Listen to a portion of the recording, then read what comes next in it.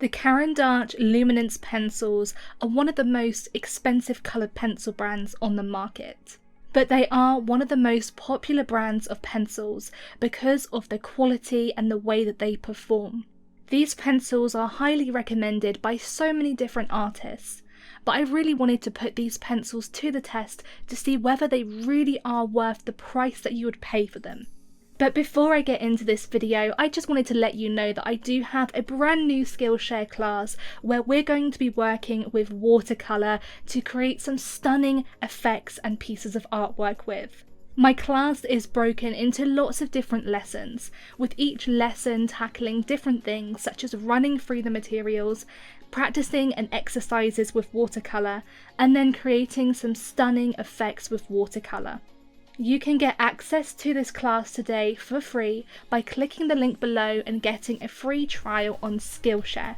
And if you enjoy my videos here on YouTube, don't forget to hit that subscribe button and turn the notification bell on as well, because I upload videos here every single week to YouTube. But anyway, let's just jump right in with today's video.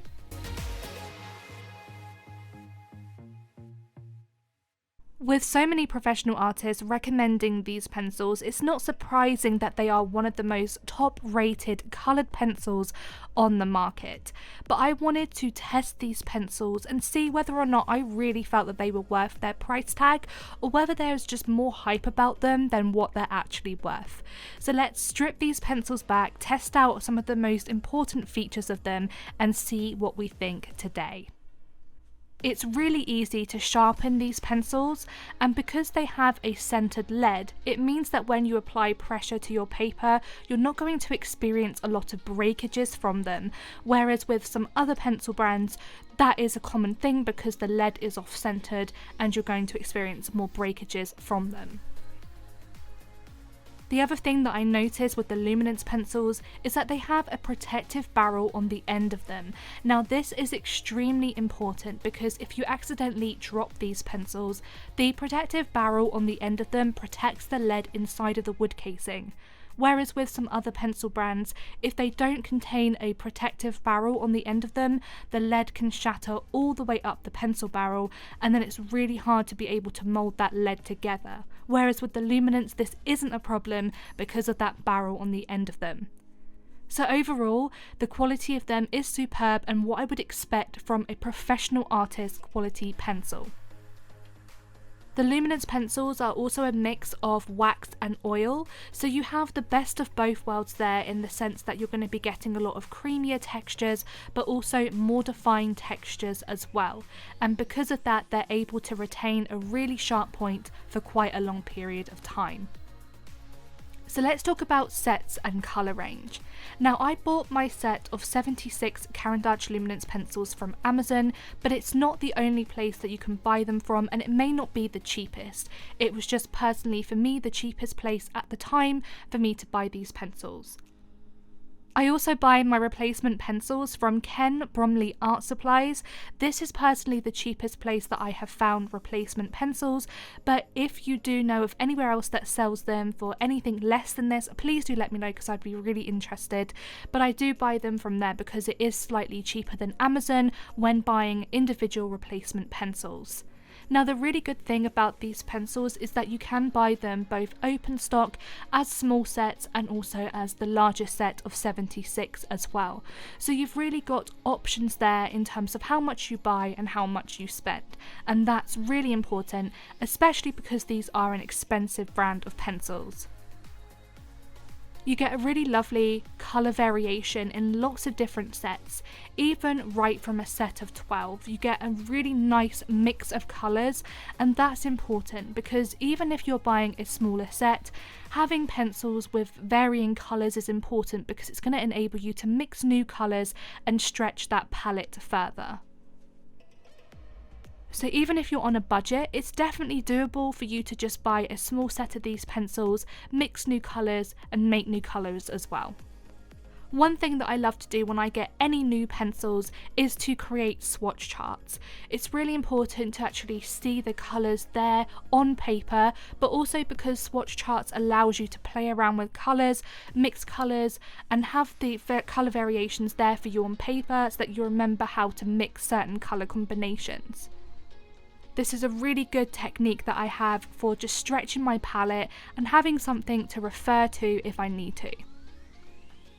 Just make sure that you do write down the names of each pencil for each swatch and which pencils you mix together to create different swatches as well.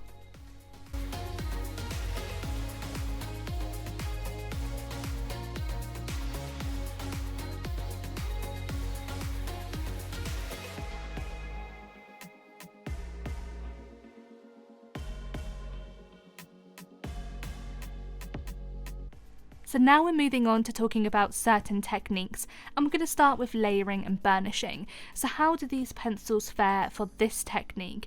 Well, like I said, because they are a mix between wax and oil, these pencils are brilliant for layering and burnishing because they do have that creaminess and butteriness to them. So because they have that soft core, they're really nice for layering. You're going to find that they've got creamy results, that it's really easy to layer colours over the top of each other as well and get that lovely soft blending ability. So when it comes to your final layers, you should have built up enough texture, enough hues and tones to be able to really get some lovely results. I find that the layering and burnishing technique works best when you're building things up like skin tones. So if you're a portrait artist, then creating lots of skin textures is going to create and need a lot of layers. So these pencils are great for creating that layering process. With burnishing, because they are a mix again between wax and oil, they have the softness but also that hardness to them as well. So because they have that hardness to the lead, they're really good for using for things like burnishing. Now you want to have a lead that is a little bit harder for burnishing, because if it is too soft, it's very easy for you to rub right down to the core of the pencil, and then when the pencil becomes too blunt, it can actually scratch your paper.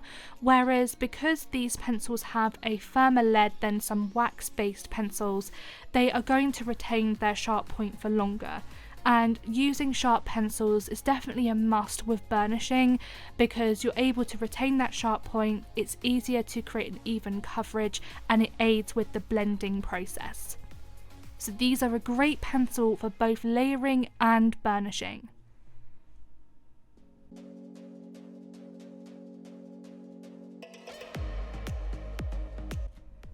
So blending is a really important technique to use with coloured pencils, particularly if you're really wanting to flatten the tooth of the paper. So you've added in enough textures or layers, or you just really want to have a soft colouring, then it's very important to be able to use pencils that are going to get you good blending results. And these pencils are great for blending because, like I said, they're a mix between wax and oil pencils. It's very easy to layer these pencils to create different textures and then to go in with your final layers and press these pencils down. I always find that with these pencils I get a nice soft even coverage when I go in and I blend these pencils out. They're really easy to blend and they work so well with other pencil brands as well. So let's talk about colour pigmentation and mixing. How do the luminance pencils fare up to other pencils? They have a really lovely variation of colours, particularly if you do buy their largest set, which is this of 76 pencils. Now obviously if you can't afford that and you're just buying a smaller set, then there's going to be less variation. But less pencils doesn't mean that you're going to risk losing a nice colour combination, because it's all about how you mix different colours together and how you make new colours. So even with a small set you can definitely stretch that palette a long way, which is what I love about these pencils.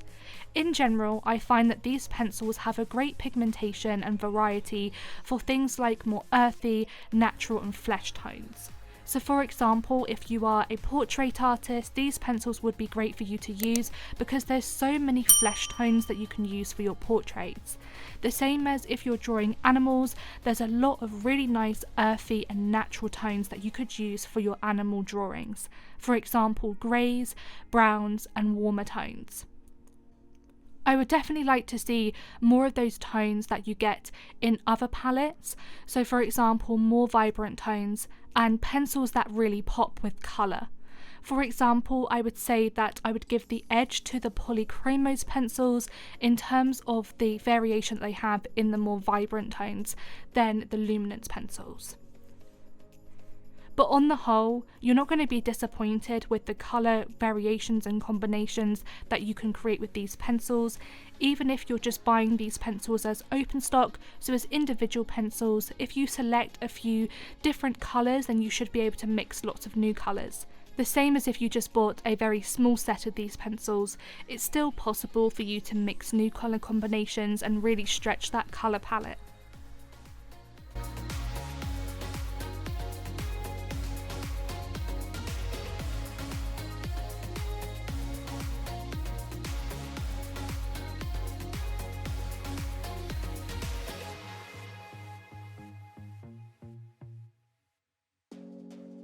So what about using a solvent? Now a solvent could be a very important thing for you to use, particularly if you are working with drawing animals. Now solvents can definitely speed up the colouring process if you're drawing animals, because you can go in and create a lot of fur texture with the solvent and then add in your details over the top. So it's important to be using pencils that work really nice with a solvent. Solvents in general are best to use with oil pencils. Now that's not to say that you can't use them with wax pencils, but you will find that the results you're going to get are going to be different to what you'll get with oil pencils. So for example, solvents would work best with oil pencils such as the Derwent Lightfast pencils and the Faber-Castell Polychromos pencils, whereas they won't work as well with pencils like Prismacolors, which are wax based. But because the Caran D'ache Luminance are a mix between wax and oil, you can get really good results with them using a solvent. And I'm just showing you an example there of how I'm using a solvent with these pencils. So it's not impossible to get good results. I would still say that I get better results with pencils like the Faber-Castell Polychromos pencils that are oil based than the luminance, but it's not impossible. I still have used solvents with the luminance pencils and I still like the results that I get. But I just prefer personally just doing layering and burnishing technique with these pencils or using dry blending techniques.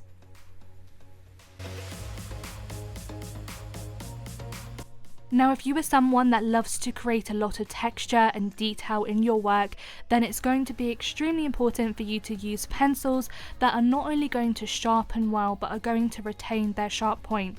It's all well and good having pencils that sharpen well with a pencil sharpener, but if they become really flat very quickly, then you're going to have to keep resharpening them and you're going to really burn through that pencil very quickly.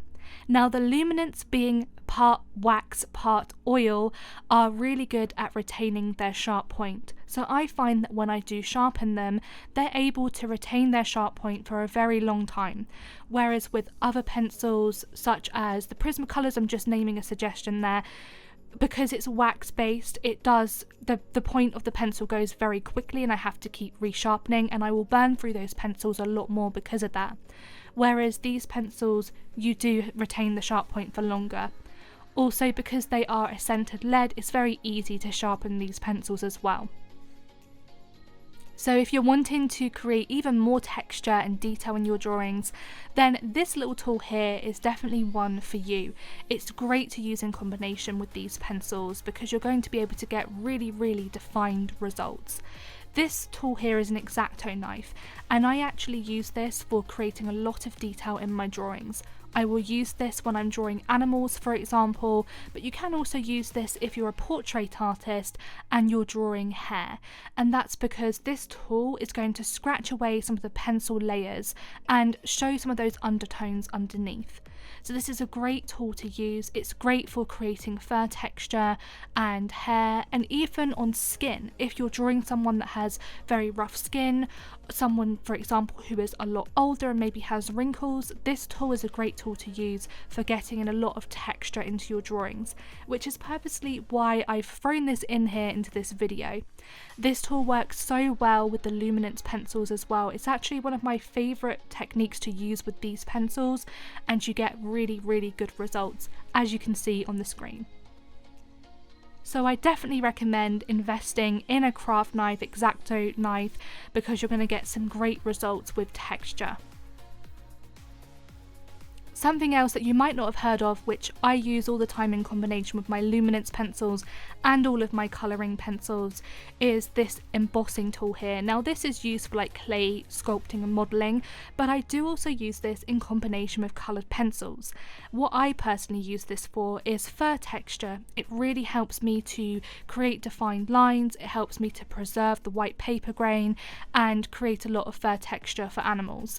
So what I do is I will just indent the paper very slightly, and then as you glaze over this with coloured pencils or fill in around it, it preserves the white grain of the paper wherever you indented it. So it's a great little technique to use for creating details and texture that you can't necessarily use with other methods. And you always want to be applying the embossing tool as the very first thing that you do, so that you can then glaze the coloured pencils over the top. And this works really well with pretty much every coloured pencil brand that I've used, but it does work with the luminance as well. Lightfastness is extremely important, especially when it comes to professional artist quality pencils. And the reason why is because you want to be using lightfast pencils so that they last, especially if you're going to be doing exhibition work, selling work, commissions, that sort of thing, and you want long lasting work. Now, this is a huge thing in regards to these pencils. The main reason why these pencils are so expensive and why they're recommended so much by artists is because they are 100% lightfast. They actually have one of the best lightfast ratings on the market. So all of these pencils are going to last at least 50 years and above in museum lighting conditions.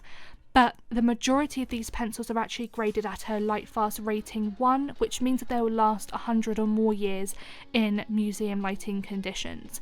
And that's really important because it means that if you spent your time working on a drawing, those drawings are going to last. So that means that colours will not change or fade because they have been tested. Whereas some other pencil brands definitely have some issues with Lightfast.